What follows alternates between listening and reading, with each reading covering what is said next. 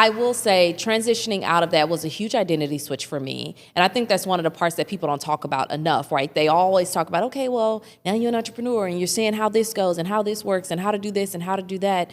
But we don't talk about the identity issues that come along with being tied to something for so long.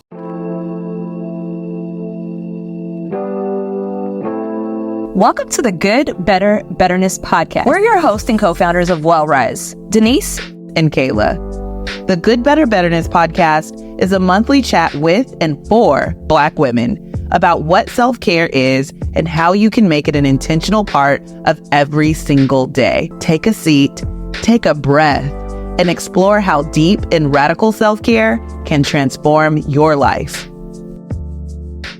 Welcome, everyone, back to the Good, Better, Betterness podcast. Super excited today. We're going to talk about all things Black girl magic. We're going to talk about all things what it means to truly be a trailblazer. And we have an amazing special guest. But before we get there, I am your co-host, Kayla. And I'm Denise. Yes, and our special guest is the Miss Tashara Parker. Hello, everybody.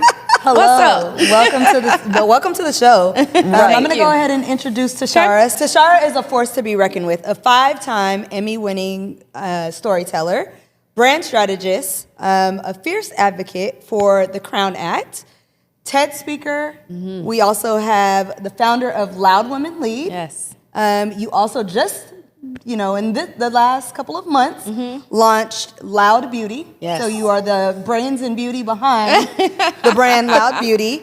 And I didn't even mention the fact that you are Black Enterprise Magazine 40 Under 40. Thank you. Honoree. So absolutely, truly amazing. We are honored to be here with you and have this conversation with you today. Thank you for having me. Welcome to the Good, Better, Betterness podcast. Let's get started. We're super happy to have you here. I'm happy to be here. And I mean, you're super busy, and so we just feel super blessed to have you here for this conversation. Wait, y'all talking about I'm busy. Y'all just came off of lunch. I don't care when this airs, okay? Y'all just had a huge lunch weekend. Yeah. 3-day event. Insanity. What? I don't even know Don't whose worry idea. about me Was that being my busy. idea? It was just, it's the way it worked out. Yeah. Lord. And that's what it did. It worked and it out. Did, That is and exactly it worked what out. happened. Yes, it was amazing. Yes, body butter is out there for y'all who want to try it. Oh, wait, we got to get a commercial of her saying that. Because what? I just want to say it like that every day. But yes, it was a long weekend. I appreciate you. We're going to get into the conversation. But first, we do a little segment called Put That Ish On. And it's all about like what your favorite self-care or beauty item is, like your go-to that you just absolutely super love, that you just want to, give a shout out to. Now, you already know. I knew. Baby, I set you up. Yeah, very much that. Loud Beauty, as you guys just mentioned, my newly launched cosmetics line. We started with lipsticks because something that I learned from my good friend here is we need a hero product. And our hero product is them lipsticks, okay? Today I'm wearing Candy Yams. My favorite color, though, of all of our colors is Stopping Traffic, and it's just a really bold red color. Anchor Bay would probably be second in line to that one. Okay, Anchor Bay is my favorite. I thought you were going to say Anchor Bay is your favorite, but okay, I gotta do Stopping Traffic. Stopping Traffic. I got it. Yeah. I gotta order another one because I lost my Anchor Bay, but it's Oh, fine. no. I know. That's She okay. won't give me one, y'all. Cha-ching. This my friend. Right. Friends support friends. This That my part. friend. I was like, wait, I can't just grab one? No, for real. I would have bought it Oh, anyway. no, you literally tried to raise Yeah. Oh no, I Yes. definitely took Don't one let her, listen. and put it in my this how purse. she acting when she comes to your house. Like, what? I would have Venmo'd her or something later. Eventually. No. What I tell you about that Venmo and that Cash App when we running real businesses over You're here? right. You're right. Listen, we had a If it whole doesn't Talk bring about you it. to Shopify, it Talk ain't real. about it. Come on, talk about it. Talk about it. I love it. We're official over here, y'all. Right. She Okay. wants you to be on the email list so we can That start. part. You know? That's true. Gotta run that Get in flow the desk, system. okay? Get in the flow desk. I love it. Not the flow desk. Do you Yes. use flow desk? No, but you do, so I'm learning to use it. My friend out here, I'm so here for it. We do love flow desk for real. This aesthetically, it's beautiful. Okay, let's get into this conversation. Obviously, you are a trailblazer in your own right. I was so honored to be one of the guests invited to come to the Texas Emmys. a couple weekends ago. Was that a couple weekends? Couple weekends ago. Okay. And watch you win your 5th Emmy. Lord. Listen. And just seeing her work, right, in all of the categories that you were nominated in, I was like, oh my gosh, like, you are truly a trailblazer. Thank you. Work that you do, the stories that you like specifically go and grab and get to make sure that get, the shine that they should, the exposure that they should. Trailblazer. And so I want you to talk a little bit about kind of, this transition that you're going in, or through, I should say, right? It's still happening. It's going to be happening for a little bit. Of coming off of, your job as a journalist on TV every day here in Dallas to now running your own stuff, even more so than you were before, because you were always doing this thing. So yeah, just how is it feeling? How is it going? How do you feel? It's been a lot. I told you before, I was like, man, entrepreneurship is ghetto. Like, it's a lot of work. All the time. You're doing 10,000 jobs, right? And you're trying to make it happen the best way that you know how. Yeah. And so for me, this transition, now I love order. So getting into a routine of where you can kind of minimize the chaos that comes with entrepreneurship has kind of been like my go-to. I'm creating all the SOPs and making sure that I have everything structured properly so that it's not me that always has to be in the room when something is going down with the business, making sure that the people that I hire and train are trained and understand what our core values are and understand how to make decisions with or without me being down for the ride, right? And so it's been an interesting journey. When you come from corporate and you've always had systems that are in place, right? Those systems are in place for a good reason. So you come from those systems to where you're having to create your own. And so that's been a challenge for me, right? Because I love systems. And in entrepreneurship, you're creating all your own systems, right? There's a blueprint out there, but at the same time, you're still having to implement said blueprint for whatever it is that you're doing. And you're always going to add your own sauce to whatever it is. Of course. And so it's certainly been a journey. I always tell people when you transition out of a position that you've come to know basically your entire adulthood, it's an identity switch. Of course. And I think oftentimes, I know I've always been a boss. I mean, period. We're just going to throw that out there. But I will say that transitioning from being an on-air journalist daily, because I'm still on-air journalist, right? Yeah. For my media empire, Loud and Clear. Check it out if you need some strategy. But I will say transitioning out of that was a huge identity switch for me. And I think that's one of the parts that people don't talk about enough, right? They always talk about, okay, well, now you're an entrepreneur and you're seeing how this goes and how this works and how to do this and how to do that. But we don't talk about the identity issues that come along with being tied to something for so long. Absolutely. And people aren't going to let you forget, like, you are so-and-so from so-and-so, right? We miss you, we this, we that. And I love the viewers. The viewers, honestly, are who kept me going as long as I was going, 10 years in the game. And I will say that was the biggest piece for me. Like, you can figure everything else out for the most part, right? When it comes to systems and processes and marketing and strategy and all that. But identity, that's something you really got to lean into and try to understand for yourself, right? Talking to your therapist, trying to figure out, okay, well, who is Tashara external of this title that so many have attributed to her, right? That she's attributed to herself. Like, who is she becoming as a person, in this new stage of life? So that's probably been my biggest transition that I'm still working through even now. Yeah. I can imagine. I think when I talk about like Black women, right? And when we all, especially on the Betterness platform, we talk about Black women tying so much of their identity to what they do versus that who you actually are, your true characteristics, your personality, your values, right? Like what you truly care about, what you spend your money on, right? All those things actually come back and say, okay, no, this is actually who you are. These are the things you actually care about. And so it is tough, I think, for a lot of Black women. Even, in the last couple of years, I think in the pandemic, so many Black women started businesses. We were like, wait, we can be home? Like, we can be home? Let me do this on the side. Let me register an LLC. Let me do. And so I think that's happening a lot, right? This mindset change of saying, okay, how do I redefine myself and discover who it is that I truly am? Not who corporate has told me I am, who corporate, I'm going after this title just to have the title. Sometimes Black women be like, I'm just happy with the title change and don't even get the compensation, which is crazy. Now, you going to talk about it? Girl, we gonna talk. A lot of people too, and that's a question I got a lot when I first announced that I was leaving. A lot of people, the question was, you're at the height of your career, you're doing all of these great things, you're in a great position, and what'd I just say? Position, right? Exactly. Position comes with title, right? Yeah. Everyone sees the position and a title, but you don't see the full picture of what's transpiring. Or what my goals are, or what my values are, right? And I always knew that I wanted to do some type of storytelling. It doesn't have to be in a specific medium. Right. And I think oftentimes when we get tied to a position or title, you're losing out on all that God has called you to do and to be, right? Because you're not being obedient to what he's called you to do. So good. So yes, one of the hardest decisions ever, but when you're obedient to what God has called you to do, you're going to watch, things just open up left and right, doors just open. And you're like, I didn't even know that person was considering me or talking about me. I always mention, even after I left, and I'll tell a story about before I left too, but even after I left, I got the text messages, about me being all up and down the Emmys page, which I wasn't paying attention to the nominations. I wasn't worried about the nominations. I'm over here trying to run a business and get a business off the ground. You know what I mean? And so that wasn't something that I was really focused on at the time. So I started getting all these text messages. Your name, you got this many Emmy nominations, all this kind of stuff.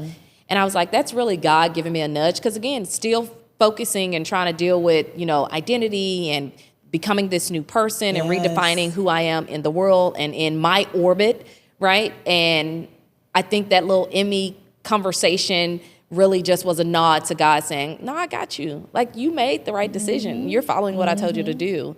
And I'm going to show you that even, external of whatever your situation was, I'm still going to be with you every step of the way. So I have a question about that. You talk about kind of the transition and you are already tied to a source that has you understand that this is my purpose and this is what I'm doing. So that's going to provide some of the courage that you need to actually push forward and actually do that. And I think that, especially for somebody like you who's in the public eye, sometimes the public will be the first to actually validate that change, right? Oh, yeah. Can you talk a little bit about the people who are closest to you and how those conversations have been? Because a lot of times, I think the internal conversations with people who are closer to you, it's a little bit harder to change the narrative there than with the public eye and things of that sort, right? It's been twofold, and I'm happy you mentioned that because there have been two different individuals in the public space, and I'm going to get to, the more closer conversations too. But in the public space, I had so many people, and I was so proud of this. They were saying, congratulations. I hadn't announced nothing, where I'm going, what I'm doing, any of that. But I received so many messages from people saying, congratulations, we were wondering how long you were going to stay. And I was just like, you know what, thank you. I appreciate that, especially when you're making a decision like that. But then on the opposite end of that, of course, you have a lot of people saying, well, we miss you, we this, we that. And I completely understand that for what I brought to the network that I was on. So completely understand that. In private, as far as those personal conversations are concerned, now I have a lot of friends and close family members that have truly supported everything. Even as I had these conversations within myself and within my circle for the last 6 months to a year plus, thinking about leaving, lots of people were saying, Tashara, if anybody can do it, you can do it. If anybody can do it, you can do it. I talked to many people that are in the business that truly understood what it was like to walk away from such a prominent position. Many of them saying, Tashara, you got it. Stop worrying, you got it. Same thing with family and friends. Now, I do have some other family that just when you going back on TV? When you going back on? When you gonna do this? Why you leave? That was a good job. You can't just be leaving no good job. All this stuff. Talk about it. When you run into those individuals, baby, a lot of things I can't say on this here podcast. But those are the right. Beep, beep, beep, beep. You ain't heard nail sentence. It's all beats. But those are the toughest critics sometimes, right? Those that are closest to you. And I really think sometimes I try not to take it personal because they just don't know. They just don't know. They just don't understand. They haven't been exposed to some of the things that we've been exposed to. And I think that's okay. But it still hurts, right? It still hurts. But you try to give them the grace and understanding to where we can both understand that maybe this just isn't where I'm at, like in this season. Right. And so those have been some of the toughest conversations, but at the end of the day, I've had so much support that regardless of all the naysayers and people that, you know, are still like, why would she do that? Why did you do that? I get some people saying, and it could be trolls, bots, whatever. I get some people saying, I hope you made the right decision. I hope, you know, I'm like, are you kidding me? Goodbye. Like, baby, if you ain't got nothing positive, say, go on about your business. Right. So the keyboard warriors, like I call them, you know, they gonna always be out there. But for the most part, my family has been uber supportive. But you got the, you know, few here and there naysayers. So you can buy all of those products and spend hundreds of dollars and lots of time, or you can get a box for $25 today for your first box, and it's worth over $100 delivered to your doorstep and then automated from then on every 3 months. Make sure you subscribe today at betternessbox.com. It's worth it. I would like to see if you could talk about some of the different tools and techniques that you use to actually get through and get past the naysayers. I think that a lot of times we know that, like, us having the courage and the strength and the fortitude to essentially pursue our dream, it can unlock things for other people, right? But a lot of times, the naysayers and things of that sort defer a lot of other people's dreams, right? Because a lot of people are not able to kind of like work through and get over that. Absolutely. So I just want to know if you can kind of share some of your personal like tools, resources, techniques that you use to help them actually see and understand that, like, this is what is right for me at this time, and this is how I'm going to do that. Like, how do you kind of like push through that? If that even matters. If it matters. To convince somebody that your dream is, all of that matters. Yeah. And I will say, to your point, like, you certainly can allow other people to get in the way of what you're doing. I can't tell you how many people who have been in positions like mine, in other types of corporate positions that have access to me, that I've had conversations with, that are afraid of what other people are going to say about their decision. A lot of people in positions exactly like mine are afraid about what other people are going to say about the decision. And not only that, another thing that comes up, we talked about identity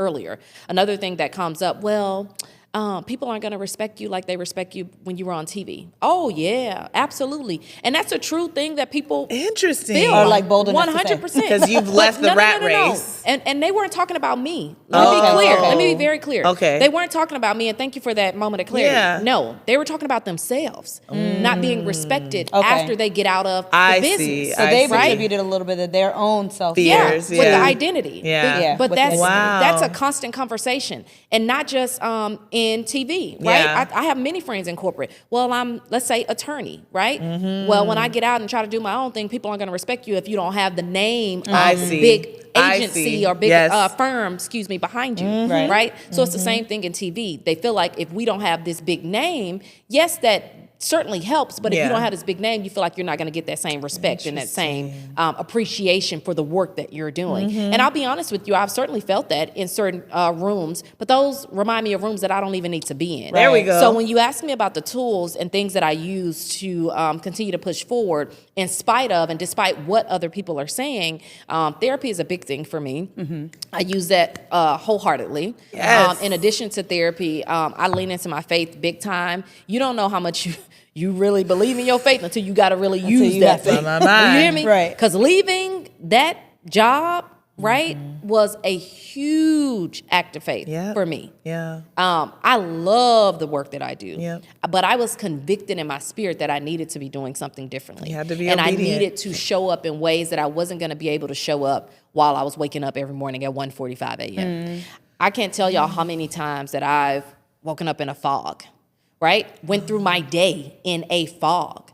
And it's easier to say it now, but while I was going through it, I didn't realize how much I was in a fog and how much clarity I did not have because I was not able to fully function as who Tashara is, right? From a standpoint of getting enough sleep, right? We talk about wellness on this show. From a standpoint of getting enough sleep, from a standpoint of taking care of yourself, from a standpoint of sticking with your therapy appointments, days where you had a therapy appointment at a certain time, which should have been a time that you should have been off work, but you have to cancel the therapy appointment because you ain't got off work yet. That's just part of the game, and that's just part of the business that I was in, right? But when we talk about wellness and really caring for ourselves and the tools that you can use to continue to push forward, I think all three of those, you know, again, leaning into my faith, making sure that I'm not allowing others to jeopardize whatever it is that I have moving forward, and really just understanding like who you are as a person. I think a lot of times, you know, I've mentioned identity multiple times, but I was so intentional about utilizing the characteristics of who I am as a person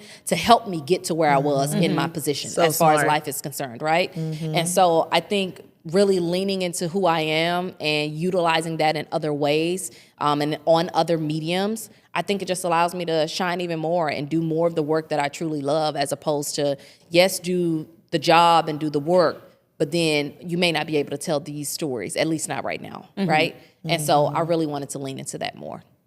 I see that. I'm like so proud of you, friend, because I'm looking and I'm like, that is what makes you America's sweetheart. Like it does. I feel like that authenticity and the conversations you have with other authentic people like Tabitha Brown. Those interviews are like some of my favorite because y'all are so ridiculously authentic to who you are. And it's like unapologetic, right? And I think that's what that's why people gravitate towards you. And so the fact that you're like, no, this is my strength, and not like, let me hide this part about myself or let me not use my accent here or whatever, you know, people think in their heads. Is like, no, you're like, I'm going to lean into that. And I do want to say that I'm happy you even mentioned Tabitha too, because I think one of the things that stood out to me about her, and I was a part of her book tour. And you know what's so crazy is when I reached out to them about assisting with, you know, the book tour. It was so natural. Like, I wasn't scared to do it. I wasn't afraid to get on stage with her.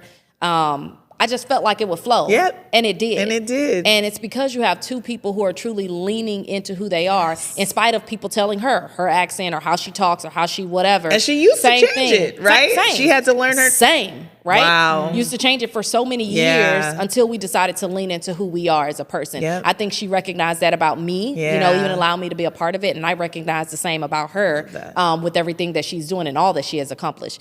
And so I think one of the things that I always tell people when it comes to any position that you're in, and one of the reasons that I was okay with walking away at the time that I walked away, is you leave it better for the next person to step into that role or for the next individuals to come through that network or station or whatever the case may be, whatever position you're in, right? You leave it better than how you found it. And I will say, you know, when I first got to into the business, you know, representation matters wasn't something that people were saying all the time. And so now, like, I'm leaning into the representation matters, right? I'm showing you how that looks, right? I'm showing other Black women that when they walk into this position, they can be who they are. I mean, there are women that have been in the business longer than me that feels like because I was able to walk in and do what I was doing, that they too can show up as who they are and their authentic selves, right? Without having to shrink to fit into anybody's space or anybody's box of whatever that looks like. And so, you know, I always say to people that when it comes to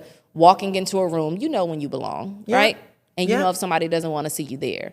But for me, that authenticity is what kind of guided me along the way in every room that I've entered. I love it. And as you now do your own thing, it's just going to continue to...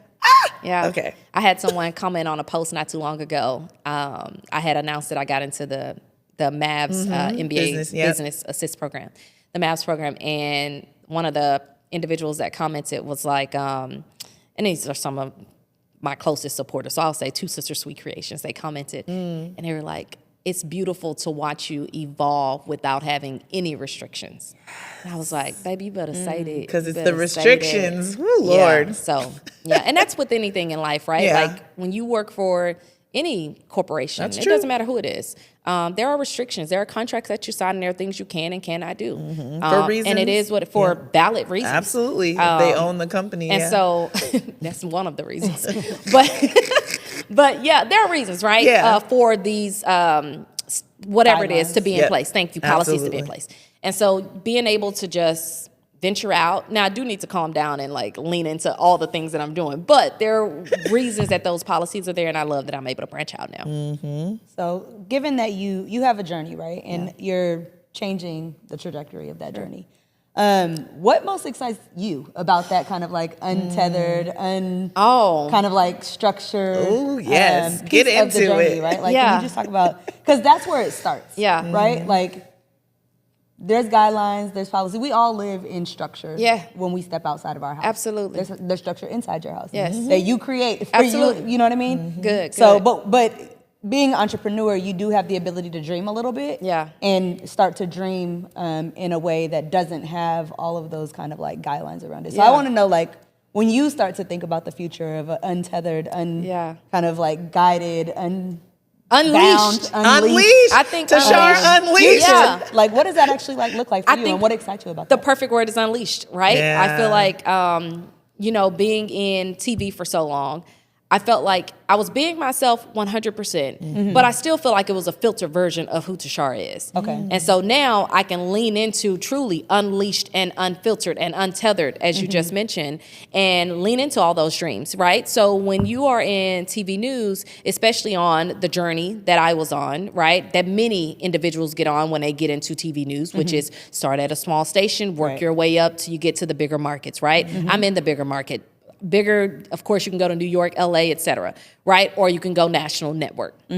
Everyone has that same, not everyone, a lot of people, in the business has that same dream, that same journey, that same trajectory of where they want to end up. So to your point of changing things up now, it excites me to just dream again, to dream about something different, to dream about something new. That dream that we all have in the business, or I keep saying all, but a lot of us have in the business, to get to a certain point. Now I'm thinking different dreams and thinking bigger and thinking, okay, well, what if I could be the one giving the dream to somebody else? Like their dream is to work on my network on Loud and Clear Media. Like what if I could make that dream come true for the next person, right? Yeah. There are so many individuals in the business right now, many of which are mentees I have in the business that I talk to consistently, and they're scared because they don't know what's happening with the business because so much is changing in journalism. They're either not getting paid enough, not getting the types of jobs that they thought they were going to get by this point in their career. They're hearing about layoffs. People are getting fired left and right. Like there's so much happening in the business, and the jobs are few and far between. And so when you hear that from some of the youngest people that are in the industry right now, you want to be a person. I want to be a person that can provide someone an opportunity to still chase that dream, whatever that dream looks like to them. Right. Yeah. Wow. You're amazing. Girl, you're so silly. I just never thought of that as like a thing because even for us, we say it all the time, right? Like Betterness, we want to create it as a multi-million-dollar company Absolutely. that A global employs, company. absolutely, a global company that employs hundreds of people that look like us, right? Absolutely. But I love that you're very intentional about like the industry that you want that to happen in. Absolutely. And you know what I mean? Like it's very, very clear. So I'm inspired by you. Thank you. I'm inspired by you. Thanks, friend. Both of you. Let's talk about Loud Women Lead. Sure. Yeah. So what inspired you to start, Loud Women Lead, and just the idea around the events that my first one, I was like, wait, this is what this is? This is what we're doing here? I was blown away. I left I came in on a level 2 and I left on it to level 20 just because, oh my gosh, like amazing. Which one did you go to? The last one that was at the Dallas. T-ball. T-ball. Okay, nice.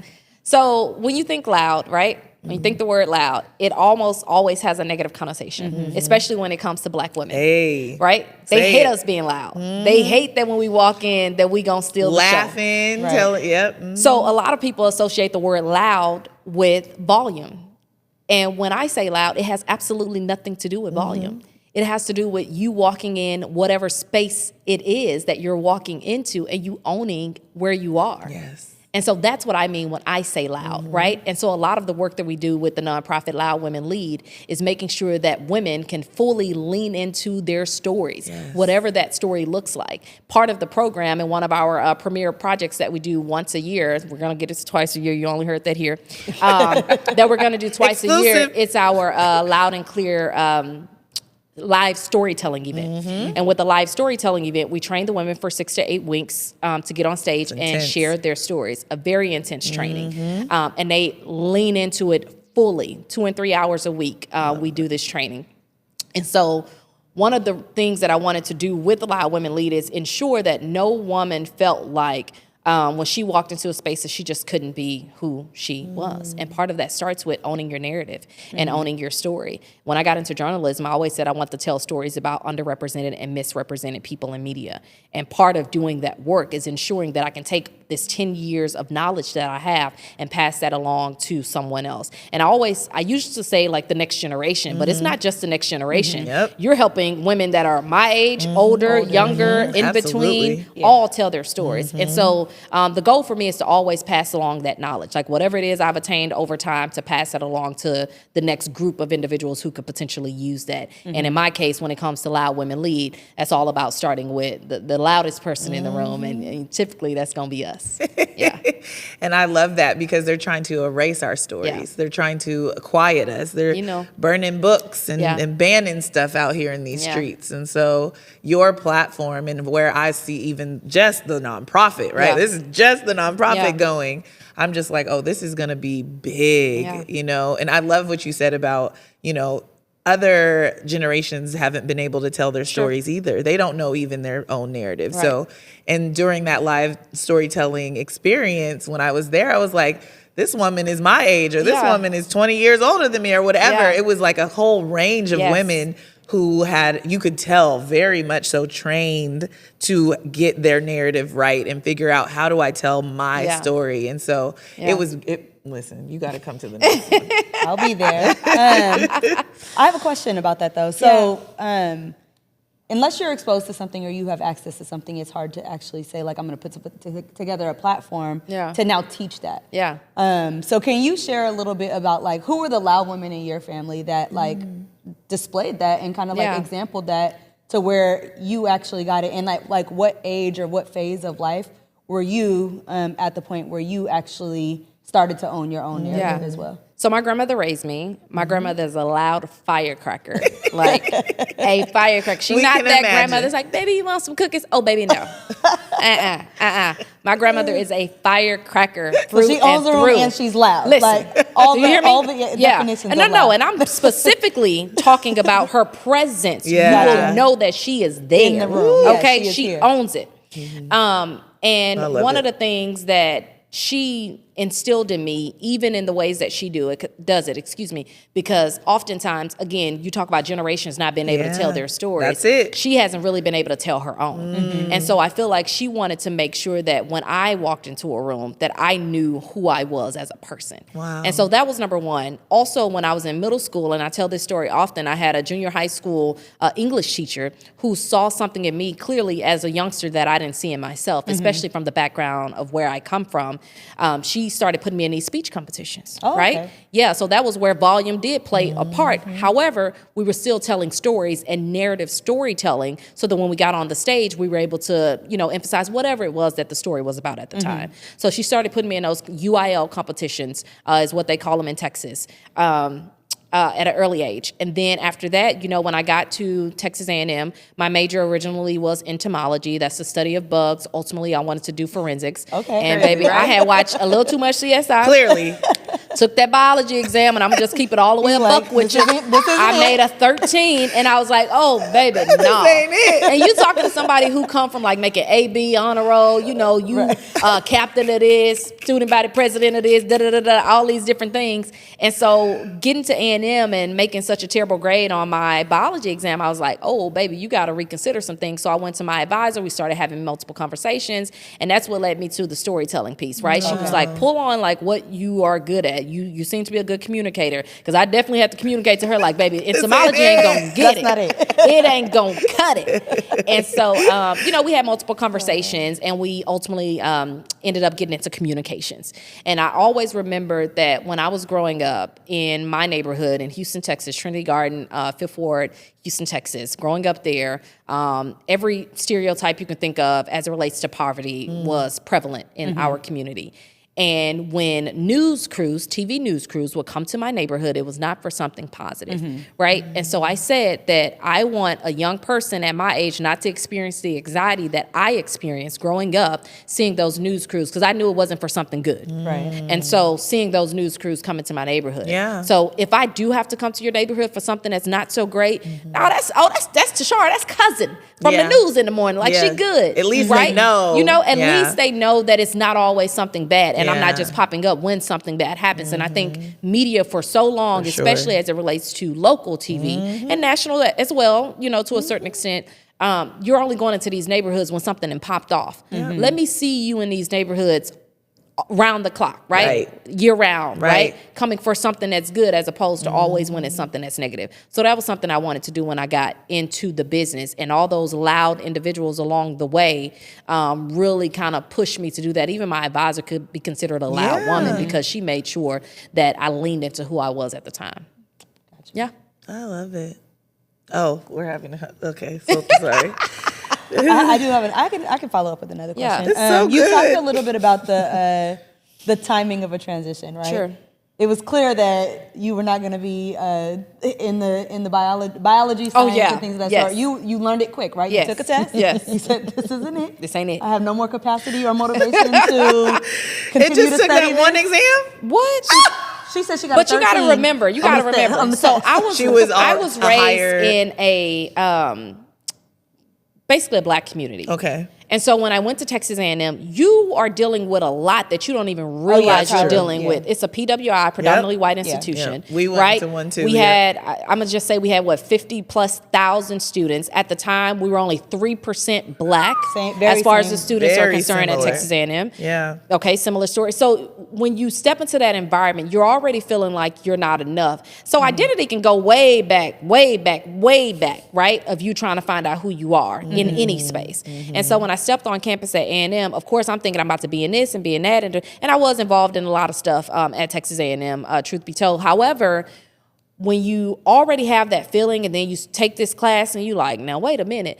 So-and-so be drunk 2 or 3 times out the week and they came in here and made a 95. I'm like, now, wait a minute. Something ain't right. It's not for me. You know? And so Yeah. that's when I realized, I was like, you know, I'm in this major, but I don't even realize, like, for real, like, why am I doing this? Like, The what's why. my why? Yeah. And I felt like communications helped me discover my why and allowed me to implement it better, fulfilled me rather, as I got into that major. Okay, that makes sense. So I think about the people who like grow up knowing I want to be a doctor, I want to be an engineer. Maybe it was told to them that That part. they needed Come on, to be talk that. about it. Yes, and then they get to college in the moments and the times that they actually, that's the opportunity when they maybe can make the change like you did. Yep. They don't. Right. They stick with it because that was the had a plan. resentment all the right, years. and then have resentment. And so I think you maybe being raised by a loud woman, right? You knew like in yourself that this ain't it, right? Being able to have enough confidence really in yourself and self-awareness to say, oh no, I got to make a shift quicker than, you know, some people let that get drawn out, but you made it very quickly. Maybe it was no other option because I wasn't about to take another biology exam. Oh, but no. I ended up fulfilling. Immediately. You know what's so crazy? I ended up fulfilling my science credits because you still need your science credits. Y'all That's know. true. I ended up fulfilling my science credits. I dropped that class for sure. What did I fulfill? I think it was geology. Which one's the study of rocks? Is that the study of rocks? Yep. Baby, I fulfilled it with geology. Good job. Please, because baby, it wasn't given. So let me It was not something given. that's not evolving, You it's hear not me? moving, And it's not that is no shade to the geologist. I know Right. your job is hard, but I can focus on rocks more than I can focus on that biology. So yeah. She said, I know No other rocks. option. I can tell you something about them. To kind of tail off of what Kayla was saying Hilarious. about the timing of a change. Yeah. How do you know when it's the right time? And are there times in your life when you feel like you didn't actually take the time Yes. to make that change as quickly as you should Absolutely. have? I knew that I needed to get out of local TV news at least 2 years ago. It's only been a few months of me being out, but at least 2 years ago, because I always wanted more. I always wanted more. Again, when you have structures in place, it's a structure, Convenient, right, and it's for there us. for a Yeah, reason. yeah, Absolutely. absolutely. Especially being a business owner, I understand business. Right. So I get that. So Yeah. no shade to any one thing, right? But I knew I needed to get out. But at the time, right, we talk about transitioning and timing and all that kind of stuff. At the time, I didn't feel like I had made enough right moves to be ready. I didn't have a job lined up. I didn't know what was next. And to be honest with you, fear was still there. Of course, yeah. That was 2 years ago. I ended up signing my contract again. Throughout that entire time, it just didn't feel right. I enjoyed the work that I was doing, but still something did not feel right. Told this story to Kayla before, and the reason I ended up officially making the switch and started to transition out, was I met my fiance's godfather for the first time. He came to Dallas for breakfast. They were sitting at the opposite end of the table having breakfast. 3 other guys plus my fiance, so 4 of them total. And my fiance's godfather, is visually impaired. And I always tell people, you don't need sight to have vision. Come on. They're sitting there having a conversation. This is his first time meeting me. He can't see me clearly, but he can see me exactly as he needed to see me. He leans over at the table, stops their conversation mid-sentence, leans over, I'm at the opposite end of the table, and he says, Tashara, I can sense there's a shift happening inside of you, but you're basically afraid, I'm paraphrasing, you're basically afraid to lean into whatever this shift is. You're scared, in so many words. And when I tell you, I was just dumbfounded, like, now God, no, I told you to tell me, but I didn't know you was gonna tell me like this. So I felt like that was God saying, like, I didn't nudge you enough. Now I'm gonna send this blind, visually impaired individual to show you what you weren't listening to. Because remember I told you I was waking up doing my job, but I felt like I was in a fog. When you're in a fog, you can't hear or see God clearly like you need to, right? And so that moment was probably the clearest moment of clarity that I'd had. And I was like, there's no way that I can get this sign and not act, right? This is nearly 2 years of me saying like, oh, but it's fine. Nothing's wrong. Like, it's fine. It's fine. Knowing that I always wanted more and wanted to do more, right? And so that moment happened. And I was like, oh, yeah. So when you talk about timing and transition, there were many moments and years and months where I didn't move. And I felt like I needed to move. Like a pit in me felt like I needed to move. And it wasn't until that moment and multiple conversations leading up to then that I was like, okay, bet. We got to do this. And we got to do it now. Yeah. Yeah. I think the more we listen to that inner whatever, right? The easier it is to then do it again and again and again. Yep. Because then it's like, okay, I trust myself. And it's almost like a self-trust, right? Yeah. It's your gut. Can I tell you one thing about what you just said? The more you listen to that inner gut feeling, you start to act more. So funny. My fiance's mom, she might kill me for saying this, but whatever. When I was telling her, because I was so uneasy about the decision, to make the decision. And I had many conversations with her and her husband, but I was so uneasy about it, right? Because again, big position, you're like, I'm leaving, it's big. And she was like, oh, Tashara, girl, like, this your first time leaving a job? This your first time? Oh, baby, it gets easier. Don't worry about it. And I was like, you know what? So hearing I you can totally see her saying that you too. can't, you better, sweet, of course. yes. So hearing you say what you just said is like, yeah, once you make the decision one time, it's not going to be as difficult. It's not the end of the world. It's not the end of the world. It's not going to be as difficult to continue moving forward. Yeah. So I'm happy you said that. Yeah, absolutely. And I think there's something, one of my friends said, Catherine, she used to say, because I used to be scared to make a move, and I left my corporate job. Now I went back because this mortgage was real, but I left my corporate job, and I remember her encouraging me, saying, trust the detours, trust God's detours. Yeah. Like, even if it is the wrong, right, quote unquote, wrong decision, which, nothing is really wrong, God has you through all of those turns, the left, the right, you move backward. He's literally still orchestrating. And so, and everything happens for a reason. Exactly. Because then you go, sure, you went back, you took a step back, but you learned something now that you're going to need, 10 steps forward. So I think that's really important to just trust yourself when you have that, and know that everything's going to work out, regardless if it feels like, this wasn't it. Right. Because it definitely feels like that sometimes. Listen, however, looking at the bank account. Trust the process. There you go. You got to trust the process. You got to trust yourself. Yes. Trust your preparation. Absolutely. Right? Like because you said, in the 2 years, there was times when your preparation wasn't quite where it needed to be for you to actually have the confidence to make that move. Right. Yeah. So there's multiple different pieces of it, and it's people, it's things, it's mindset, it's a lot of different things that I think actually help people make leaps and actually kind of make the move. 100%. Yeah. And it doesn't always, because we don't have these conversations, it doesn't always, it seems like you might be made the shift easy, right? Because now you got to deal with from the stuff that outside we in. talked about earlier, right? Ooh, they looking from the outside in, other people that this is the right thing, right. but you I didn't already convince myself, because I went through the last 2 years of the process. Correct. So it's really interesting how it all plays out in real life. Right. Not just in theory or in play. No, for real. I want to do this, right? Like I said, when you have to actually lean into that faith that everybody wants to claim they have on the internet. My. When you have to lean into it, they repost that's the scriptures. That's a whole different beast to actually lean into that faith with your life. Yeah. Fully. Brianna talked about that. We have an episode with Dr. Brianna Whiteside, my friend, who moved from Vegas here just because God told her to. She was about to make tenure, a whole professor and everything. God was like, nope. Ooh, and that's something we talk about dreams, girl, right? That's something that people in her field would just aspire to do. Absolutely. And achieve. she worked her whole life to get to. And God said no and moved to Dallas. Yep. Dallas, why? She don't know nobody, right? Yep. All these things. And so y'all got to check out that episode for sure. She talks about that. But I love the idea of us just trusting ourselves more and seeing the fruit of that, for sure. Let's get back to little business. I want to learn a little bit about what you're discovering as you're in this new phase, you know, you as a leader and what that looks like. And I know Denise asked you about, you know, some tools that you're personally using for like you in this transition. But what are some of the things, podcasts, you know, mentors, whatever you're doing to try to make sure that you are, you know, creating and being and becoming the leader that you would want to have in this new amazing. That's good, because we go through a lot of leaders, right? Absolutely. As we're working in these structures, right? You go through a lot of leaders. And so one of the things that I am learning is I'm very much a type A personality, because you got to learn about yourself before you try to learn about what type of leader you want to be, what type of whatever you want to be, and all the different things, right? Yes. Because you got to know the type of people you want to work around you, and the type of people that are going to continue to uplift and push you to do the things that you know you have been called to do, but also that you can pour into them along the way. Yes. And so for me, one of the tools that I'm learning, using rather, is LinkedIn Learning. Is the tool. And you would be surprised at how many things you think you know, but you really don't, especially as it relates to leadership. Your own company, leading your own company. That's and I was just about to say, like, you can be a leader in all these, because I was a leader in journalism, right? A leader in that world. Yes. However, when you're leading your own company and you are the decision maker, at least until you get a lot more people in place, it's a different ball game. And so one of the things that I've learned, and my fiance actually called me out on this, one of the things I've learned is just how you approach and talk to people, right? I'm very bare bones. You get what you get, and that's it.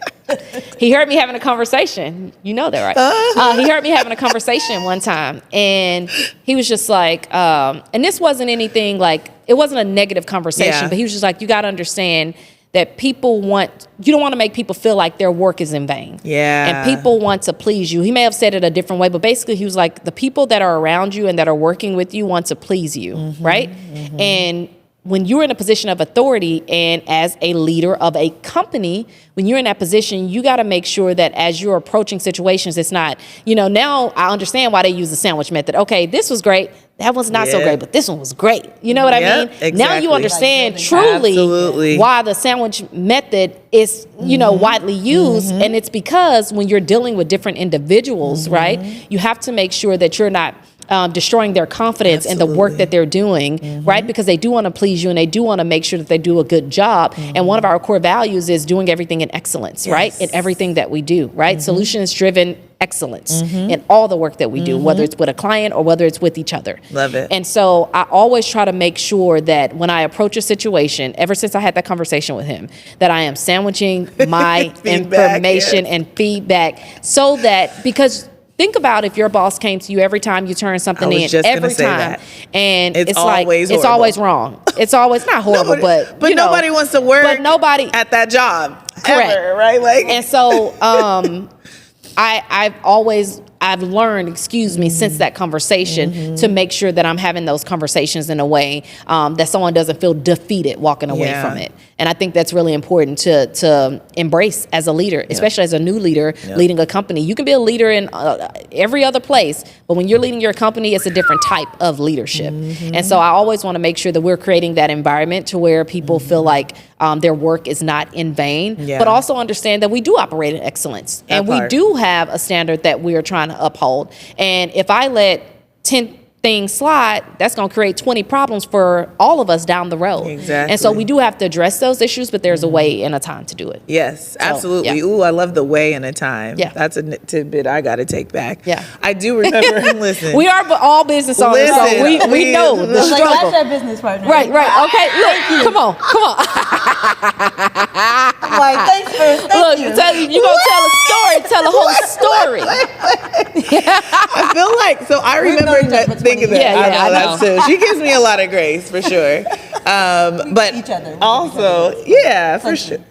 And that's necessary in business. Oh, for sure. Especially in a partnership. Oh my gosh. Especially in a partnership. And even, again, both of you being leaders of your company, understanding like how the two of you work together is going to trickle down to how everybody else works together. Exactly. So we all need grace. That. 100%. Absolutely.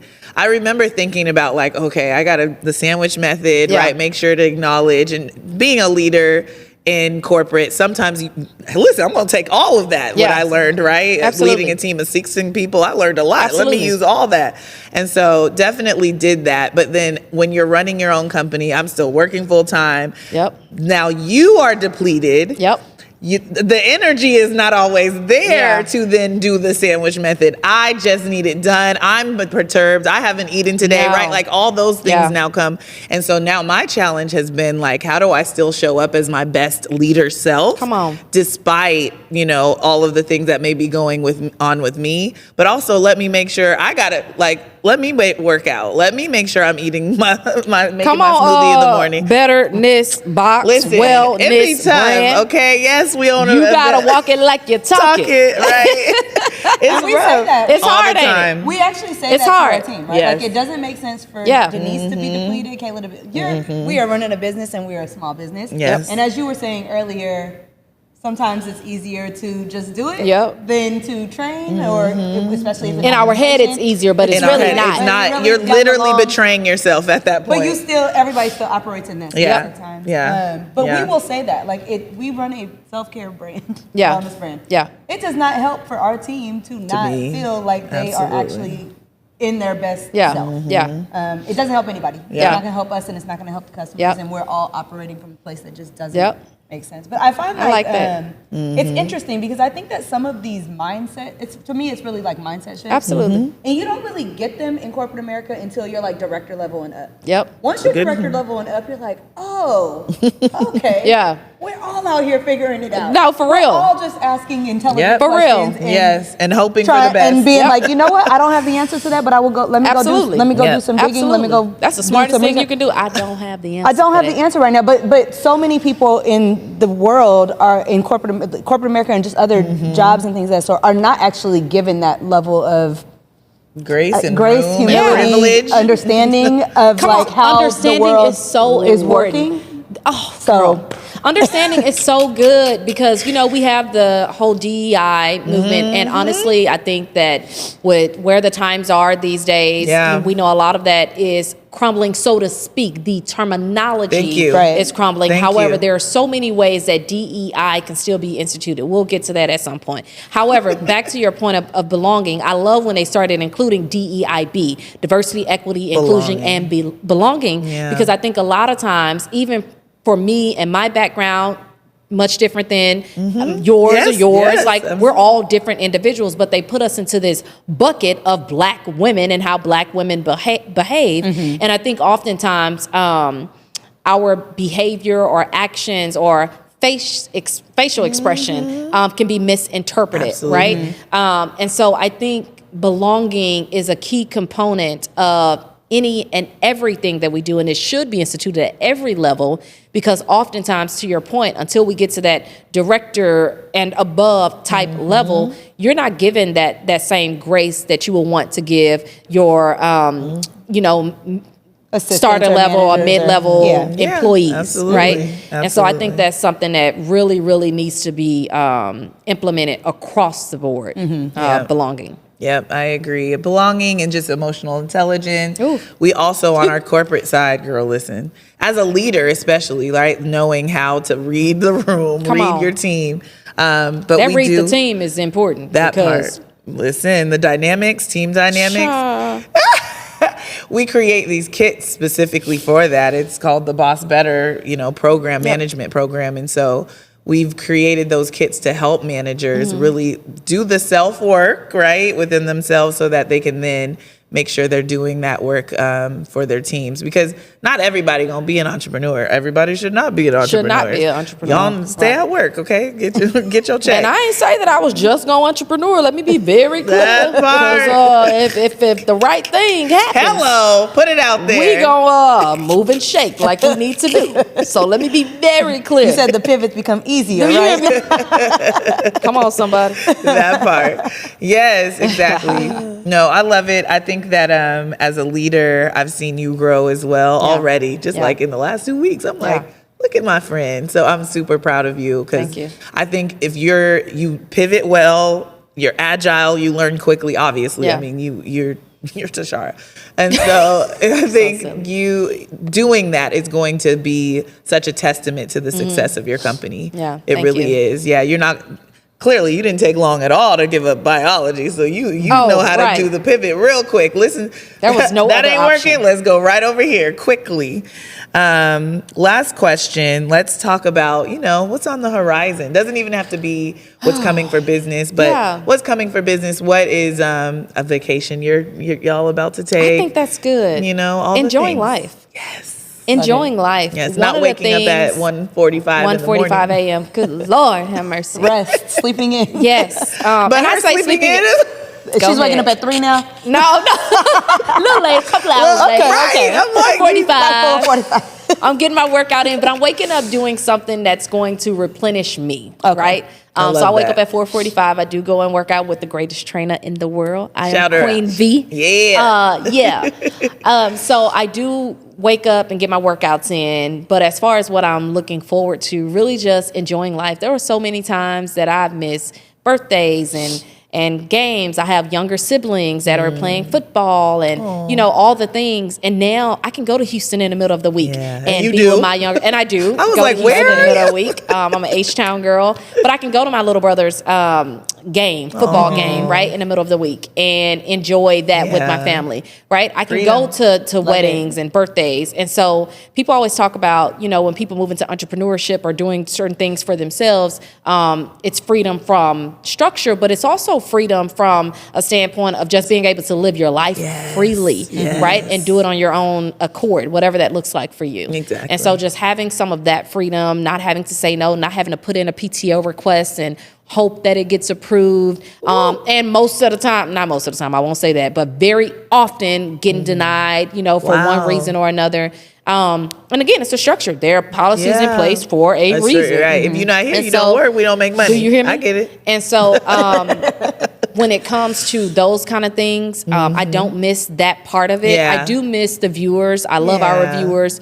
But I'm looking forward to connecting with them. You just mentioned connection. I'm looking forward to connecting with them in a different way. Yes. In a way that allows all of us to be our freest, most authentic, most vulnerable selves, to where we are able to live unfiltered, right? And move and walk through life as if the sky is blue like all day and night, and we just chilling and doing what we need to do. Right. We want to work hard, but I truly believe that work hard, play harder. And I don't mean like going out and acting a fool, but just when I say play harder, I mean just enjoying the fruits of your labor. Yes. Oftentimes, you got people that will work themselves into the ground. I've seen so many people that are even in entrepreneurship or in corporate, whatever that is for you, however you make your money to sustain your life. They work themselves into the ground, and they don't save any time to go and enjoy the fruits of their labor. I do not want that to be me ever again. So whatever I got to do to make sure that that's not happening and that I am able to live the fullest extent of what God has put me on this earth to live and do and be for other individuals and for myself, that's what I'm looking forward to doing, whatever that looks like. I love that. I love that for you. I'm coming alongside you, sis. Because we talk about this all the time. No, and what I it hear keeps us motivated, honestly. It's the ability to choose what you want. Yeah. Yes. Right? Yep. Those choices. That's what I think about when I think of freedom. Yes. You have autonomy of your time. Yep. You have autonomy of how you're making your money. Yep. And it allows you the freedom to essentially choose how you are going to live each day. Absolutely. Right? Not just 10 years, 20 years. Because a lot of times you hear that in corporate.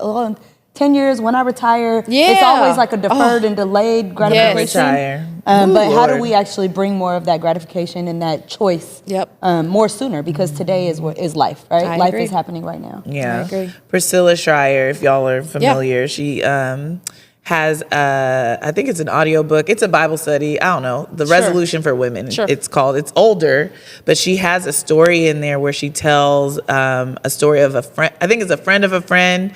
And it's just this woman, right? She had an apartment and she like decorated it to the nines, right? Like everything she wanted and could afford, she did in her apartment.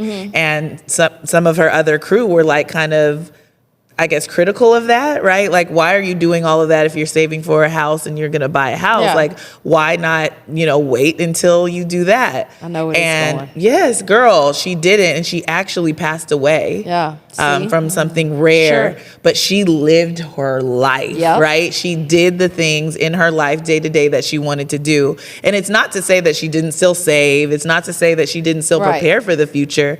But she really enjoyed the life that she had while she was here.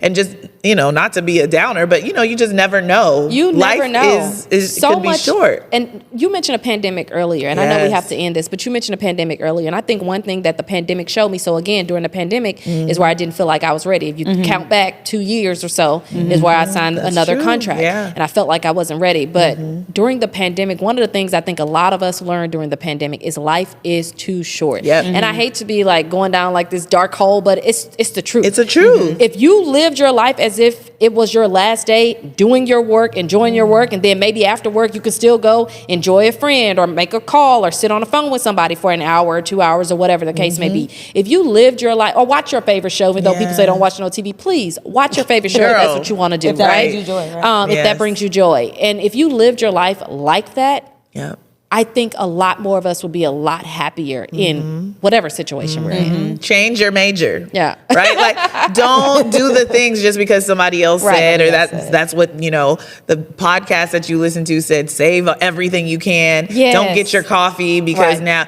if your coffee is the one thing that brings joy to you in the morning, go get that. And sometimes them little Starbucks, well, now, I'm on my Dutch Bros. Okay, sometimes Dutch Bros, baby, they be cutting up. That, what's it called? Eagle something, child. I don't know, but it's good. And the girls be so sweet and happy in the morning. So if I'm gonna spend my little $5, I'm gonna spend my $5 and get me a nice little smile and a cup of coffee. There you go. And it brings you joy that sets your morning off, right? Like, do the things that you truly love. Yeah, live your life. I love that. All right, this is gonna be our rapid fire. Sure. Okay.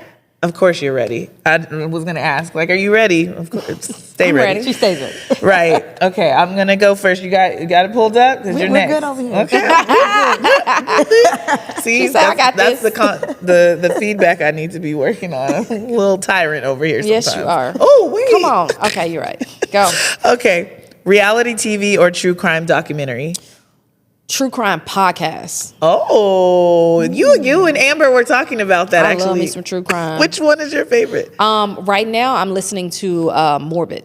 Oh, that sounds. Don't it sound great? Yeah. It's all of what you think it is. Yeah. Last thing that you binge watched. Rhythm and Flow. Netflix. Girl, it's so good. Wait a second. So I'm upset with some of the people they let off. You. They know, and but I was cussing no shade to baby girl from the D, but honey, Donna won that battle. Do you hear me? Down. Hands down. Thank you. And isn't she a Chicago girl? Yes. Donna? I think so. Yes. Anyway, but yeah. So that was my last show that I've been binge watching. I can't wait for it. So who are we even rooting for at this point? Who am I rooting for? You know what? She didn't do well on her last ones, but I was rooting for her. Callie? It's from the West Coast. Ray something. Yep. And then after her, the chick that said, let me talk my ish. I like that. Oh, yeah, we like her. Because I feel like that could actually Jazz play. with the That X. could play. Jazz with an X. And it was very, very her. It was very her. Yeah. But she's also, a little different. She is. But I feel like it could play. Like she said, she's a black rock and roll artist. Like that's how she defines herself. I love that. She could get it. She's great. Oh, I can't wait for the next season. Well, I guess it's a finale to see who wins. We'll see. Okay, sorry. Whole tangent. Go ahead. I think that was my question. Actually. That was your question. Was it? Yes. Oh, my bad. Okay. You owned it though, girl. I did. Because that's my show. Listen, I put it on like, watch this series. Right. Okay. What's the most embarrassing thing that's ever happened to you on stage? Ooh, on stage. Or on air, right? Yeah, on stage or on air. Which is a stage. So it is, truly. Teleprompter then went out. Ooh. That's not really that embarrassing because I know how to play that very well. Period. What else? I'm pretty sure on stage I've forgotten stuff, like for real forgotten stuff, like a complete brain fog. Like when Rhythm and Flow, when they be like, right. come on. And people be like, how could you mess up in one of the biggest moments of your lives? No, baby, I know exactly how they can mess up. Yep. So definitely I've been on stage for real. Probably one that our director behind the scenes, who y'all can't see, I done forgot some stuff on stage with you too. You just didn't know. But yes, so forgotten things on stage, and teleprompter went out at the TV station. Yeah, you just get over it, move on. Yep. What is the most random thing you've ever I fell bought? before too. Going up some stairs. Yes. Wait, so like people who do beyond live events, like Michelle from Destiny's Child? No, it wasn't that bad. And I ain't had nobody to look at me crazy. No, just some stairs. Okay. You didn't hurt yourself, though. No. You got back up. Thank you. You that friend. dust Because yourself I'm off and actually you- like Kayla, because I'm going to laugh first and then I'm going to ask you all right? Same. I be like, you okay? And then I'm Did you like, break anything? No. Oh, that's hilarious. what is the most random thing that you've ever bought online? Like just random purchase. Oh, have y'all seen that post from Mel Robbins on her podcast? She was like, stop buying dumb shit. Yes. Anyway, craziest thing that I bought. I bought one of those, it's supposed to like contract your abs. Oh my God, the thing that you press. And it's supposed to like, yes. do this. I Girl. did that. Oh my goodness. I buy a lot of dumb stuff on Amazon. And it's so dumb because they keep recommending even more dumber stuff. things. There's a science behind it. Watch that They Netflix. know what they doing. Buy I know it they now. know what they doing, baby. That Netflix documentary is but definitely is scientific. That little ab thing, and really any other piece of workout equipment that I know I'm probably gonna use one time. Okay. I bought that little stepper thing that's Okay. on TikTok. Okay. The Yes. little, y'all know what I'm talking about? It's like the little steps. Baby, I used that probably twice. Oh, I done had it for And months. then you just said, I'm going to the gym at It- 4:45 that part. With your my trainer. trainer. That part. I love it. I need some accountability. I can't be working out at the crib. You gotta know Right. yourself. I do what I want. Gotta know yourself. See, now you're going to save money because you know yourself. Yeah, there you go. Or not, because this Or sounds not. like she be on Amazon like, I'll do Right. that now. It's really a struggle. What's the funniest thing a fan has ever said to you? The funniest thing. I was gonna say you probably have more scary, weird stuff. For real. What's the funniest thing? People always say funny stuff to me. One, I thought this was funny because it was a woman that sent it. So I had a new bra. Whatever. I had a new bra.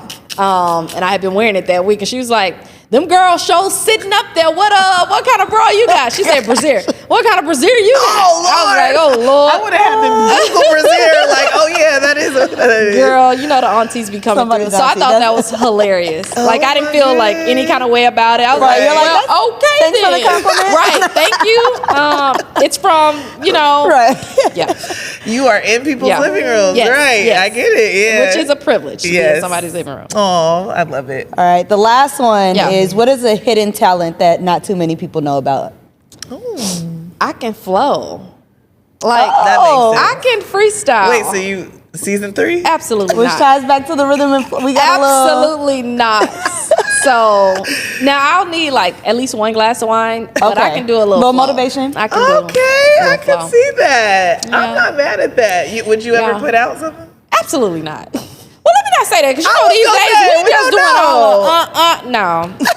That ain't my ministry. That would be Okay. so good. Nah. I would be front row. Okay, let's wrap up. That was definitely not rapid fire. That was like, here's quick questions. Right. Right.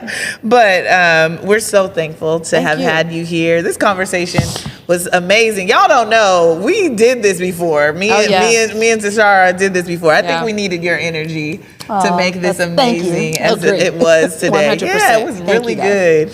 good. But yes, we're thankful for you. We're so proud of you. And thank you for being a trailblazer. Keep doing what you're doing, and we will continue to support you, of course. Y'all, again, this is the Good, Better, Betterness podcast. Make sure to follow Tashara. It's Tashara Parker. It's TasharaParker.com. Yes. Loud Women Lead and Loud Beauty. And do you have Loud Media as well? Yep. Okay. Loud and Clear show. Loud and Clear show. Oh, that's Yeah. right. When is the next episode coming out? Today. Okay. Oh well, we don't know when it's gonna air, so That's cut true. that at disregard. It's a podcast, so actually you can keep it in, but Right. they'll drop every Monday. How about Okay. that? Okay. Every Monday. There you go. Perfect. Tune in for the Loud and Clear show. Yes, the Loud and Clear show is up and running. I Yes. can't wait. Yes.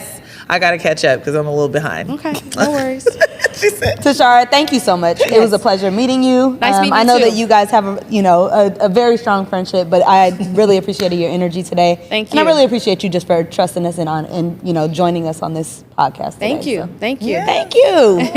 thank y'all. Make sure to check out betternessbox.com. We do have a new product that we're super proud of. Body butter. I'm taking that. We're going to make a whole little, you know how they remake the little. I'm going to send it to one That's of them gonna be people. the flow. Yes. She's gonna We put you on the tag track. Rhythm and Flow, and then they going to call you. What you going to do? Child, nothing. I know my talents, and that ain't it. Not right now. Not I'm right amateur. now. But yes, check out Body Butter and the Betterness shop where you can now build your own self-care kit. And Nice. so all the things we were talking about, right? Not everything works exactly the same for everybody. Yep. Curate your own kit and then get that in your mailbox and gift it, right? You can create your own gift box as well. So that's up now at betternessbox.com, and we will see you in the next episode. Peace. Thanks, guys. Bye. Bye. Hey sis, we thank you for honoring yourself by taking the time to listen to the Good, Better, Betterness podcast. Thank you for joining us on the journey to betterness.